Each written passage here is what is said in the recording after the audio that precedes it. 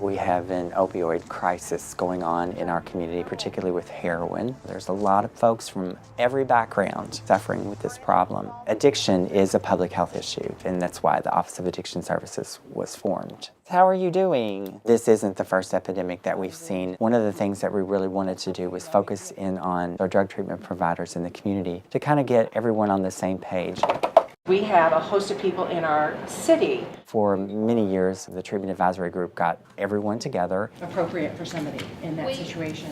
There's all kinds of factors that wind up becoming barriers to clients accessing the treatment that they really, really need. Trying to get everybody on the same page and realizing that we're all here for the same thing, and that is for the recovery of our clients. We have basically decided to focus on a few areas of concern in our community.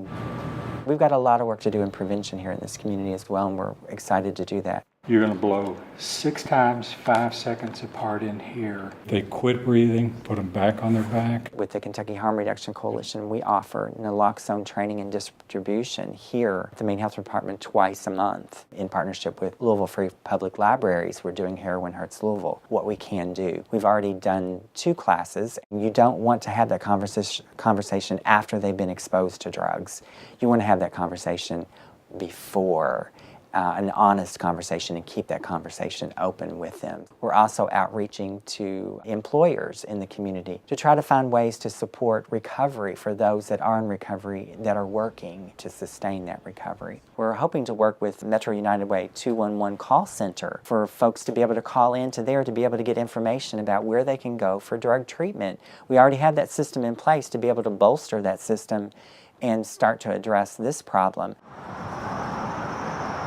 Trying to make sure that recovery houses are truly houses where recovery takes place rather than flop houses. Opiate addiction, heroin addiction changes the brain chemistry for a long time. We're really, really good at treatment, but what we don't realize is that there's a huge component of aftercare that is needed to support an individual in their sobriety. For that year's period of time, we know that if a person can make it a year, the chances of them making it sober greatly increase.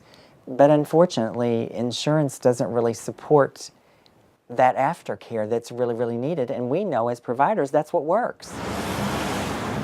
It's going to take us all to dig our way out of this situation. We have a huge problem, but we also have a great number of people who care in our community. Hopefully we can find our way out of this